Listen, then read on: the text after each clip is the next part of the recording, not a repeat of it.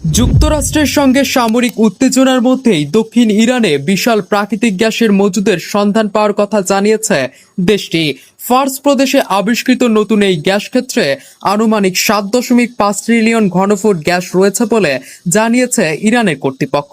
ইরানের তেলমন্ত্রী মহসেন পাকনেজাদ জানান, নতুন আবিষ্কৃত মজুদের মধ্যে প্রায় 5.7 ট্রিলিয়ন ঘনফুট গ্যাস উত্তোলনযোগ্য। তার দাবি, এই পরিমাণ উত্তোলনযোগ্য গ্যাস ইরানের অন্যতম বৃহৎ সাউথ পার্স গ্যাস ক্ষেত্রের একটি পূর্ণ ফেজ থেকে প্রায় 15 বছর ধরে পাওয়া গ্যাসের সমান। তেলমন্ত্রী আরও জানান, নতুন গ্যাসের বড় একটি সুবিধা হলো এটি সুইট গ্যাস, অর্থাৎ এতে সালফারের পরিমাণ তুলনামূলকভাবে কম। ফলে গ্যাস উত্তোলন ও প্রক্রিয়াজাতকরণে খরচ এবং প্রযুক্তিগত জটিলতা কম হতে পারে। গ্যাসের পাশাপাশি নতুন এই খনিতে উল্লেখযোগ্য পরিমাণ গ্যাস কনডেনসেটও রয়েছে। আন্তর্জাতিক বাজারে এসব কনডেনসেট বিক্রি করে ইরান অতিরিক্ত বৈদেশিক মুদ্রা আয় করতে পারবে বলে আশা করা হচ্ছে। এদিকে যুক্তরাষ্ট্র ও ইরানের মধ্যে সামরিক ও কূটনৈতিক উত্তেজনা চলমান রয়েছে।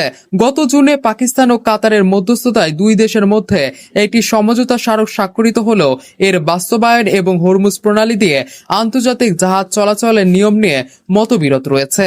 এমন পরিস্থিতিতে ইরানে নতুন এই বিশাল গ্যাস মজুদের সন্ধান দেশটির জ্বালানি নিরাপত্তা ও অর্থনীতিতে গুরুত্বপূর্ণ ভূমিকা রাখতে পারে বলে মনে করছেন সংশ্লিষ্টরা।